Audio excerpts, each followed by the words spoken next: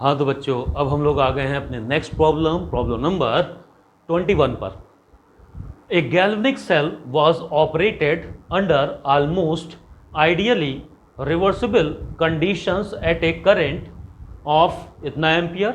How long would it take to deliver 1 mole of electrons? Okay, तो यहां पर देखिए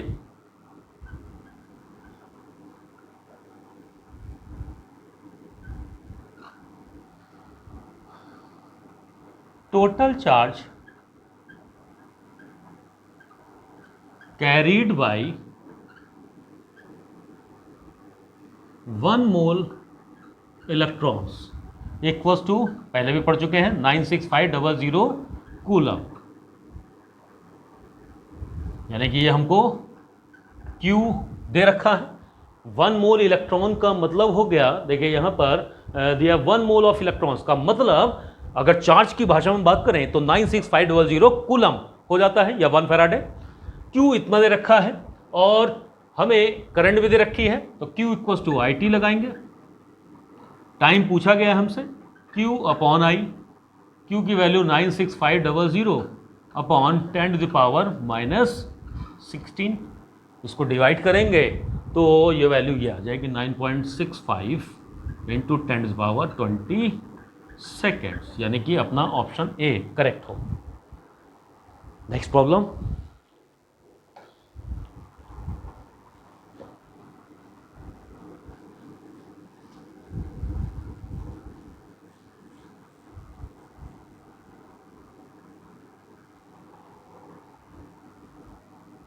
सेकेंड पढ़ लिया जाए. The time required for a current of 3 ampere to decompose electrolytically 18 gram of water is. First law लगाना पड़ेगा. Faraday's first law.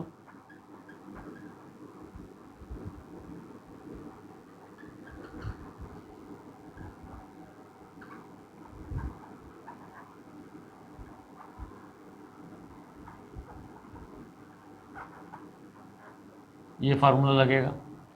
यहाँ पे देखिए m की वैल्यू अपने को दे रखी है इसने 18 ग्राम. रख दो. इक्विवेलेंट वेट निकालना है तो भाई 18 डिवाइड बाई 2 करो. 96500 इंटू I3 है, T निकल आएगा. T कितना आया? 18 इंटू 96500 9 इंटू 3, ये सेकेंड्स में आएगा. ठीक है, चलो कैलकुलेट कर देते हैं इसको.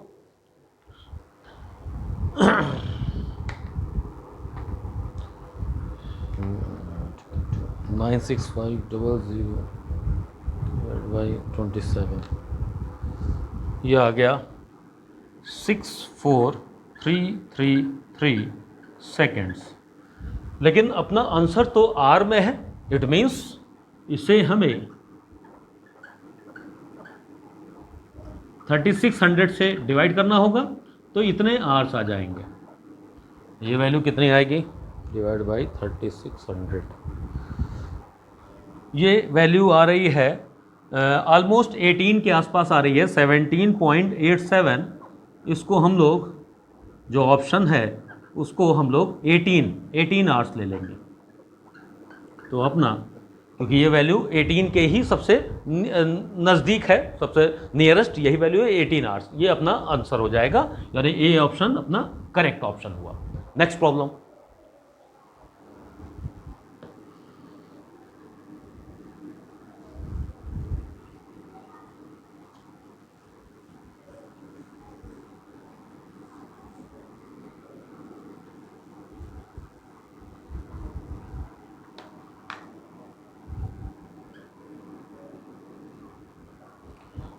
Problem number 23.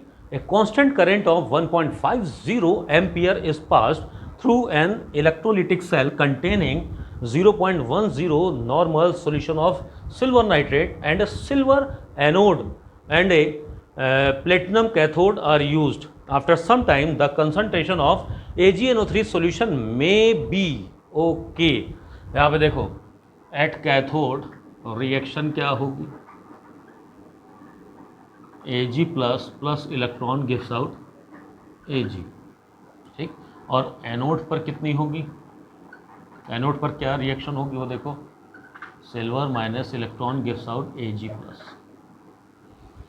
यानी कि जो भी कंसंट्रेशन सिल्वर नाइट्रेट का दिया हुआ है, सिल्वर नाइट्रेट का जो भी कंसंट्रेशन है ये कहां से निकला, ये सिल्वर नाइट्रेट से ही निकला है। इसका जो मोलैरिटी दे रखी है 0.1 दे रखी है, 0.1 नॉर्मल, तो ये भी तो 0.1 नॉर्मल ही हुआ। ओके, मतलब जितना सिल्वर का ऑक्सीडेशन होगा एनोड पर, उतना ही सिल्वर का रिडक्शन होगा कैथोड पर। तो एक वैल्यू हम लोग को सिल्वर नाइट्रेट का कंसंट्रेशन गिवन है, तो यही वैल्यू हो जाएगी इसकी भी, यानी कि Ag प्लस आयन भी इतनी ही क्वांटिटी में सॉल्यूशन में जाएंगे। ओके, चलिए नेक्स्ट प्रॉब्लम देखते हैं हम लोग। तो अपना जो ऑप्शन होगा इक्वल टू 0.10 m, भाई m कहो या n कहो, बात एक ही है, क्योंकि सिल्वर का n फैक्टर या वैलेंस फैक्टर 1 है, ठीक है। तो normality equals to n factor into molarity. अब चूंकि n फैक्टर 1 है तो नॉर्मेलिटी इक्वल्स टू मोलैरिटी, तो ये अपना आंसर हो जाएगा, ठीक है। ऑप्शन ए करेक्ट होगा। चलिए नेक्स्ट प्रॉब्लम पे आ गए हम लोग, प्रॉब्लम नंबर 24।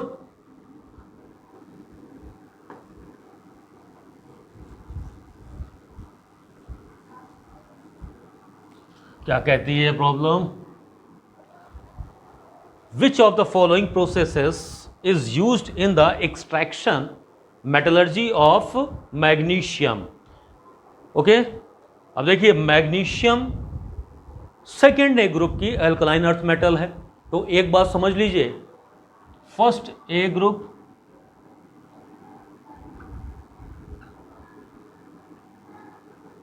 एल्कली मेटल्स और सेकेंड ए ग्रुप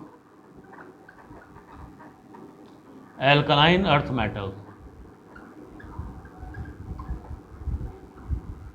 मेटल्स। इनमें से किसी की भी अगर हमको मेटलर्जी यानी उसको एक्सट्रैक्ट करना है, तो सबसे best method fused salt electrolysis, यही मेथड होता, फ्यूज्ड साल्ट इलेक्ट्रोलिसिस। जैसे एक एग्जाम्पल, मान लिया मैग्नीशियम क्लोराइड है, तो मैग्नीशियम क्लोराइड इलेक्ट्रोलिसिस करने पर सबसे पहले तो आयनाइज होगा इसमें। अब ये हम लोगों ने फ्यूज्ड स्टेट में लिया, तो यानी कि यहाँ पर फ्यूज्ड या मॉल्टेन का मतलब हुआ कि यहाँ पे एक्वस मीडियम बिल्कुल नहीं है, तो सिर्फ और सिर्फ यही साल्ट है, ये डिकम्पोज कर जाएगा। कैथोड पे रिएक्शन क्या होगी, at cathode Mg2 plus 2 electron gives out Mg। देखो सॉलिड की फॉर्म में हम इसको एक्सट्रैक्ट कर लेते हैं आसानी से, है ना। एनोड की ज़रूरत नहीं है, करना चाहो कर दो एट एनोड, क्योंकि यहाँ पे कोई कन्फ्यूज़न तो रह नहीं गया। कन्फ्यूज़न वहाँ पर थोड़ा सा होता है जबकि एक्वस मीडियम हो, तब वहाँ पे H प्लस और OH माइनस आयन भी होते हैं, तब हमें कंपेयर करना पड़ता है कि एक्चुअली कौन सा आयन जाकर के डिपॉजिट होगा। लेकिन यहाँ पर तो कोई प्रॉब्लम नहीं है, सिर्फ और सिर्फ साल्ट प्रेजेंट है, वो भी फ्यूज्ड स्टेट में। Clear, next problem.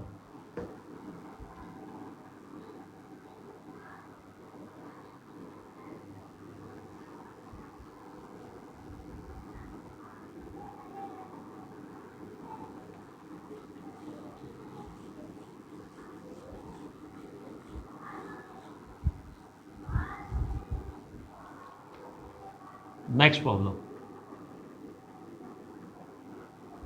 Problem number 25. In which of the following aqueous solutions hydrogen and oxygen are not liberated at cathode and anode respectively on electrolysis using inert electrodes? Okay. यानी कि यहाँ पे चार option अपने को दे रखे थे। चार ऑप्शन में एक था H2SO4, दूसरा था NaOH और तीसरा था Na2SO4। तो उन तीनों में ही हाइड्रोजन गैस हर हाल से कैथोड पर लिबरेट होती। ठीक है, बाकी के 3 ऑप्शन में आप देखेंगे तो आप देखेंगे कि तीनों ही केसेस में हाइड्रोजन गैस कैथोड पर लिबरेट होती। लेकिन क्वेश्चन में इसने हमसे क्या कहा है कि इनमें से जो 4 साल्ट दिए हैं उनमें से कौन सा ऐसा साल्ट है जिसकी इलेक्ट्रोलिसिस करने पर, जिसके एक्वस सॉल्यूशन की इलेक्ट्रोलिसिस करने पर हाइड्रोजन गैस हमें कैथोड पे ना मिले, ऑक्सीजन गैस एनोड पर हमें ना मिले।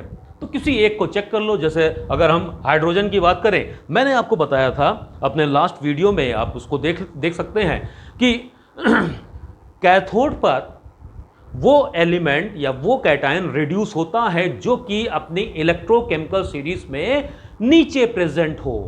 नीचे का मतलब फिर से मैं बात दोहराऊंगा, वो मैं ऊपर नीचे का मतलब जिसमें लिथियम टॉप पर है और फ्लोरीन सबसे बॉटम पर है, मैं उसकी बात कर रहा हूं। तो 2 मेटल जब होंगी तो आप कंपेयर कर लोगे कि भाई कौन नीचे है, जो भी नीचे होगा वही जाकर के अपने रिस्पेक्टिव इलेक्ट्रोड पर यानी कि कैथोड पर जाकर के रिड्यूस हो जाएगा। तो यहां पर अगर हम हाइड्रोजन और सिल्वर की बात करें तो भाई सिल्वर तो नीचे है, यानी कि यहां पर रिडक्शन कैथोड पर किसका होगा, सिल्वर का होगा। तो एट कैथोड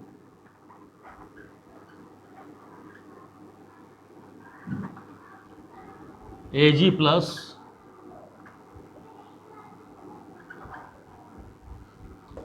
ये होगा। क्यों? क्योंकि ये इलेक्ट्रोकेमिकल सीरीज में नीचे की तरफ प्रेजेंट है। तो ये अपना ये ऑप्शन करेक्ट हो जाएगा। ठीक है, ये ऑप्शन करेक्ट हो जाएगा। नेक्स्ट प्रॉब्लम पे हम लोग आ गए हैं।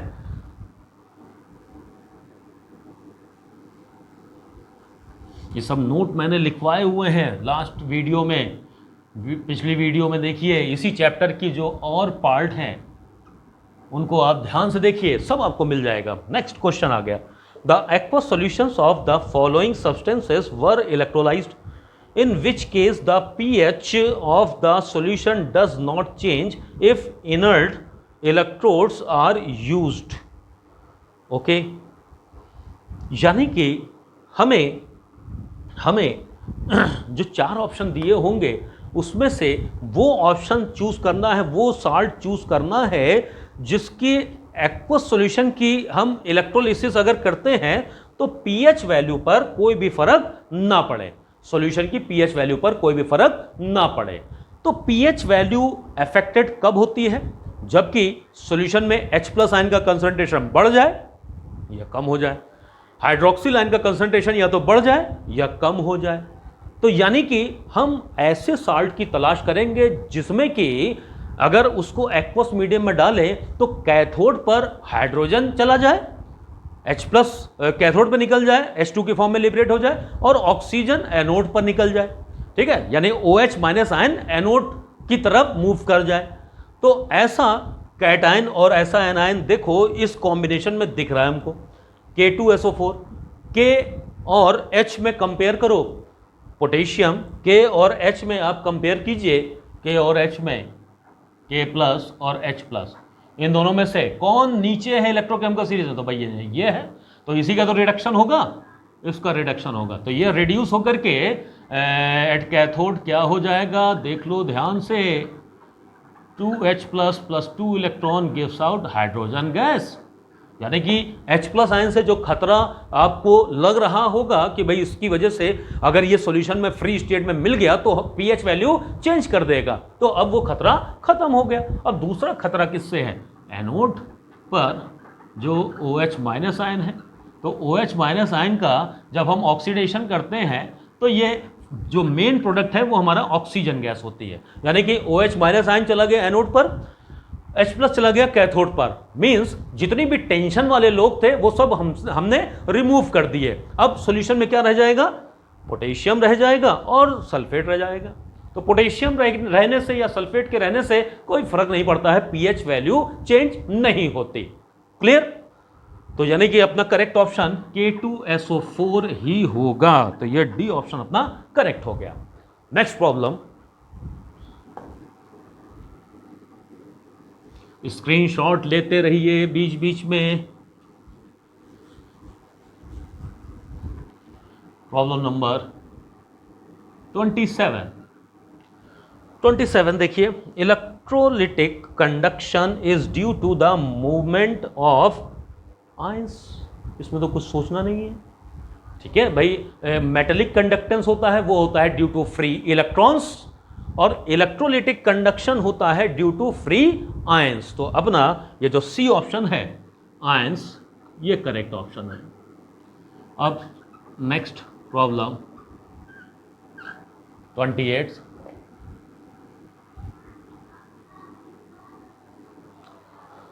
विच of the following equations is correct. तो ये इक्वेशन करेक्ट है। अब देखो यहां पर अगर हम लोग भाई आपको पता है, ये सपोज कोई हमने कंडक्टिंग वायर ले लिया, ओम्स लॉ की तरफ हम लोग जा रहे हैं, जिसकी जो लेंथ है वो L है और इसका जो क्रॉस सेक्शनल एरिया है वो A है। तो रेजिस्टेंस डायरेक्टली प्रोपोर्शनल लेंथ होता है, resistance inversely proportional to cross sectional area होता है। L बाई ए, इसको हटाओगे तो एक कांस्टेंट लगाओगे, that is rho into L by A. अब यहाँ पर रो को इधर ले आओ और R को इधर ले जाओ, 1 अपॉन रो, ये कप्पा है, इसको कप्पा से ऐसे इस सिंबल से शो करते हैं, इसको बोलते हैं कप्पा, इक्वल्स टू ये C ले लो इंटू L। अब ये L बाई ए, ये सेल कांस्टेंट है, L by A this is cell constant, ये वैल्यू क्या आ जाएगी, kappa upon C। L by A is cell constant, kappa यहाँ पे आप देखिए स्पेसिफिक कंडक्टेंस है, C यहाँ पर कंडक्टेंस है। क्लियर? मैं लिख भी दे रहा हूं यहाँ पे L by A is cell constant, C is conductance, kappa is specific conductance या कंडक्टिविटी, अच्छे से जानते हैं आप लोग कंडक्टिविटी। ओके, चलिए स्क्रीनशॉट ले लीजिए। अब हम लोग देख लेते हैं अपना नेक्स्ट क्वेश्चन, क्वेश्चन नंबर 29। तो क्वेश्चन नंबर 29 क्या है, विच of the following solutions of KCl has the lowest value of specific conductance. ये हो गया क्वेश्चन। नेक्स्ट क्वेश्चन भी पढ़ लो साथ ही साथ में, विच of the following solutions of KCl has the lowest value of equivalent conductance. तो क्वेश्चन नंबर 29 और 30 ये दोनों ऑलमोस्ट एक ही कॉन्सेप्ट के ऊपर बेस्ड है। तो वो कॉन्सेप्ट क्या है, वो की पॉइंट क्या है, सबसे पहले तो हम लोग उसको समझ लें। देखिए वो क्या है, तो हम लोग यहाँ पर देखिए की पॉइंट देखने जा रहे हैं फॉर क्वेश्चन नंबर 29 एंड 30। ये की पॉइंट क्या है, की पॉइंट देखो ये है कि कंडक्टेंस हो, कंडक्टेंस को C से शो करते हैं, या इक्विवेलेंट कंडक्टेंस हो, लैम्डा EQ से शो करते हैं, या मोलर कंडक्टेंस हो।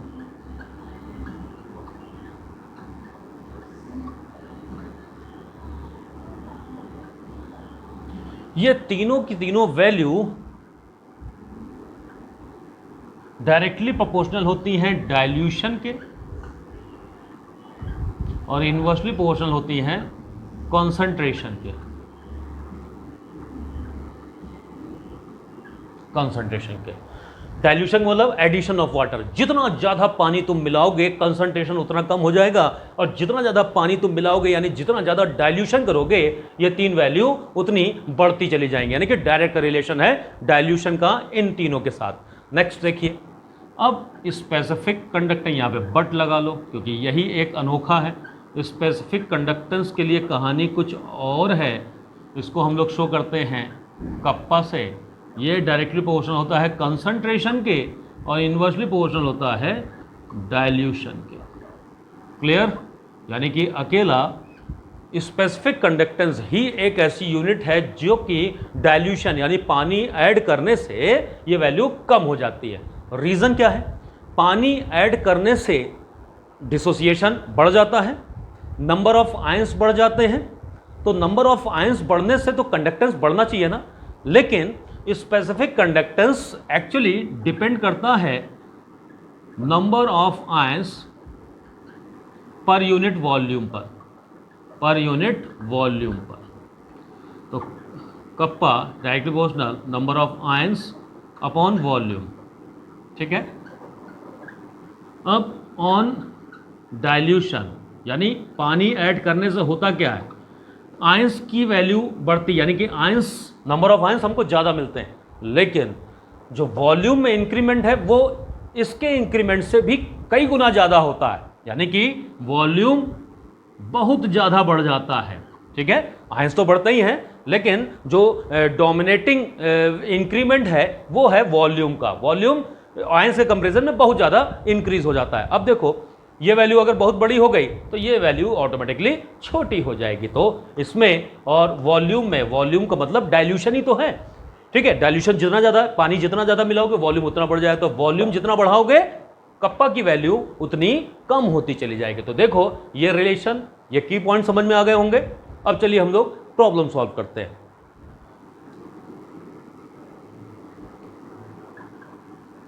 सॉल्यूशन नंबर 29 देख लो।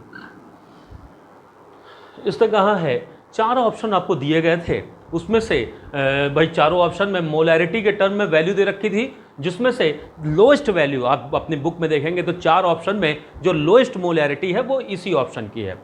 क्वेश्चन पढ़ लो, the lowest value of specific conductance, यानी कि कप्पा के लिए इसने कहा है कप्पा और कंसंट्रेशन में रिलेशन कैसा है। देखो डायरेक्ट का है, कंसंट्रेशन कहो या मोलैरिटी कहो बात एक ही है, कंसंट्रेशन कहो या मोलैरिटी बात एक ही है, इसको ब्रैकेट में कर लो।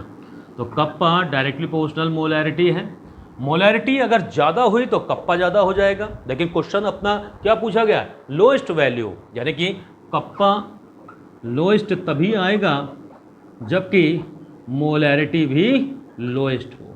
तो यानी कि 4 ऑप्शन कंपेयर करोगे तो सबसे कम मोलैरिटी आएगी डी ऑप्शन की, तो डी अपना करेक्ट ऑप्शन बन गया। नेक्स्ट आ गया क्वेश्चन नंबर 30, पढ़ लिया जाए इसको भी। इसमें निकालना lowest value of equivalent conductance. अब इक्विवेलेंट कंडक्टेंस यहाँ पे देखो हम लोगों ने पहले ही समझा हुआ है, इक्विवेलेंट कंडक्टेंस इन्वर्सली प्रोपोर्शनल है, इन्वर्सली प्रोपोर्शनल है कंसंट्रेशन के, कंसंट्रेशन या मोलैरिटी के। अब इसने अगर इसकी वैल्यू लोएस्ट पूछी है, लोएस्ट पूछी है लैम्डा ई क्यू की, तो मोलैरिटी तो हाईएस्ट होनी चाहिए ना, हाईएस्ट होनी चाहिए। और हाईएस्ट इन 4 ऑप्शन, जो 4 ऑप्शन आपको बुक में दिया है उसमें जो ए ऑप्शन है उसकी मोलैरिटी हाईएस्ट है, तो यही अपना करेक्ट आंसर हो जाएगा, यानी कि A will be our correct choice. Problem number 31, under which of the following conditions conductance, specific conductance and equivalent conductance are all equal. Okay चलिए,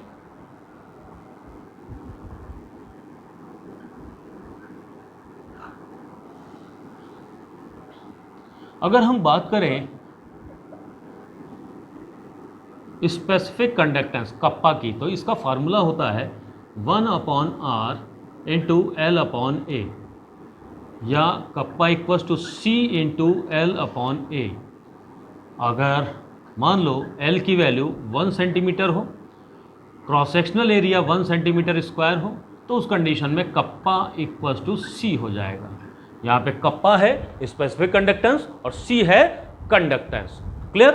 अब देखो यहाँ पर ये जो ऑप्शन है अपना, ये जो ऑप्शन अपना दिया हुआ है वो है 1 cc, यानी कि वॉल्यूम किसमें है, सेंटीमीटर क्यूब, 1 सेंटीमीटर क्यूब। तो सेंटीमीटर क्यूब में वॉल्यूम है, तो मानी बात है कि लेंथ जो होगी वो 1 सेंटीमीटर होगी और एरिया होगा cross sectional area 1 centimetre square. तो ये कंडीशन चूंकि इस ऑप्शन में दे रखी है 1 cc, तो 1 cc के लिए 1 cc अगर हमने लिया है वॉल्यूम, तो कप्पा की वैल्यू c के बराबर हो जाएगी, इक्वल हो जाएगी। चलिए अब नेक्स्ट देखते हैं हम लोग। अब तीसरा टर्म इन्होंने जो लिया है वो लिया है इक्विवेलेंट कंडक्टेंस। तो इक्विवेलेंट कंडक्टेंस का formula kappa into 1000 upon normality. यहाँ पे जो नॉर्मेलिटी होती है उसकी यूनिट है ग्राम इक्विवेलेंट अपॉन पर लीटर। लेकिन अगर हम इस ऑप्शन की बात करें तो यहाँ पर लीटर की बजाय दे रखा है 1 cc, यानी कि वॉल्यूम जो है सेंटीमीटर क्यूब में दिया हुआ है। ठीक, तो उसे हमें लीटर में चेंज करना पड़ेगा और ये ग्राम इक्विवेलेंट तो 1 ही है, तो lambda E Q equals to kappa into 1000। Gram equivalent 1 upon litre नहीं है, 1 ml है, 1 मिलीलीटर। 1 सेंटीमीटर क्यूब का मतलब यहाँ पे समझ लो 1 cc is equal to 1 centimetre cube equals to 1 millilitre. अब यहाँ पर वॉल्यूम अगर मिलीलीटर में है, लीटर में चेंज करना है तो हमें 1000 से क्या करना पड़ेगा, डिवाइड करना पड़ेगा। तो 10 की पावर -3 वैल्यू हो जाएगी। अब 10 की पावर -3 सबसे नीचे है, यहाँ जाएगा 10 की पावर +3, ऊपर जाएगा फिर से 10 की पावर -3 हो जाएगा। तो अब इसको ये वैल्यू कैंसिल हो गई, यानी कप्पा के बराबर आ गया क्या, लैम्डा ई क्यू। क्लियर हो गई होगी बात। चलिए नेक्स्ट प्रॉब्लम पे हम लोग आ गए हैं। Problem number 32, which of the following is the unit of equivalent conductance. तो इक्विवेलेंट कंडक्टेंस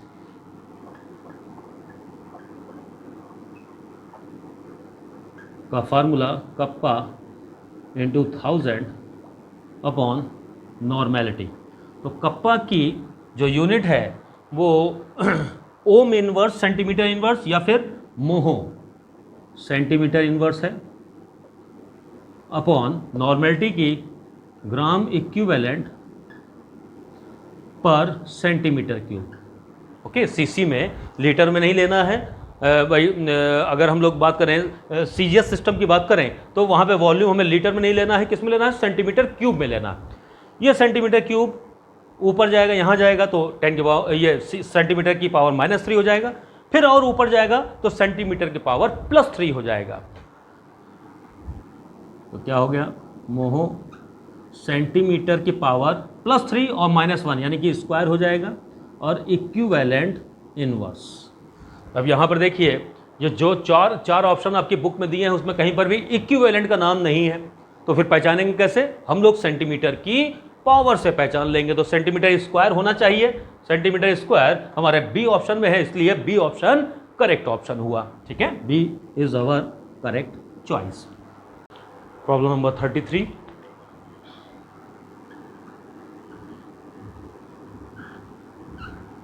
पढ़ लिया जाए इस क्वेश्चन को।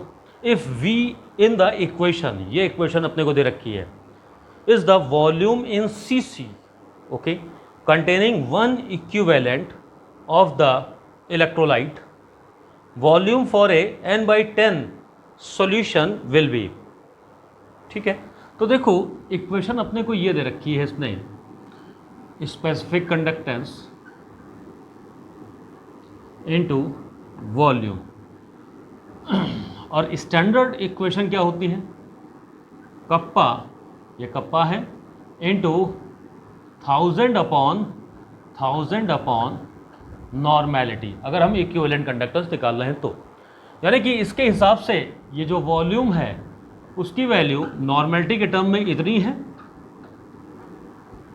अगर मान लो नॉर्मेलिटी की जगह पर 1/10 ले लिया जाए, जैसा कि इसने कहा है n/10, तो यहाँ पे पुट करो तो वॉल्यूम एक्चुअली हो क्या जाएगा, 1/10 इक्वल्स टू 10,000 cc, यानी कि जो अपना डी ऑप्शन होगा वो करेक्ट ऑप्शन होगा। Problem number 34,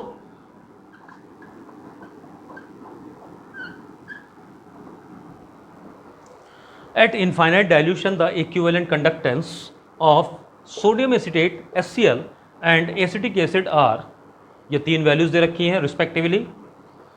the equivalent conductance of NaCl at infinite dilution अपने को निकालना है। ओके, तो equivalent conductance at infinite dilution of NaCl निकालने के लिए हमें कुछ लोगों को ऐड करना पड़ेगा, कुछ को सब्ट्रैक्ट करना पड़ेगा। तो ऐड किसको इसको करना है, CH3 COONA plus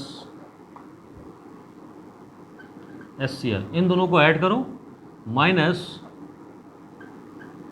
CH3 COOH कर दो। आंसर निकल आएगा। ठीक है, एसीटेट और H प्लस मिल करके यानी CH3COO- और H प्लस मिल करके CH3COOH बनाएंगे, घट जाएगा, सब्ट्रैक्ट कर दो, अब बचेगा क्या, Na प्लस और Cl माइनस, यही तो अपने को निकालना है, NaCl निकालना है। अब वैल्यू पुट करो, सोडियम एसीटेट की वैल्यू 91 प्लस HCl की वैल्यू 426 माइनस 391, तो ये सब्ट्रैक्ट करोगे तो आ जाएगा 126, यानी कि अपना ए ऑप्शन करेक्ट ऑप्शन होगा। तो बच्चों इस तरीके से हम लोगों ने इस चैप्टर को भी ख़त्म कर लिया। तो बस इस वीडियो में इतना ही, आगे हम लोग नेक्स्ट वीडियो में किसी नए चैप्टर के साथ फिर से मिलेंगे। तब तक के बच्चों बाय बाय।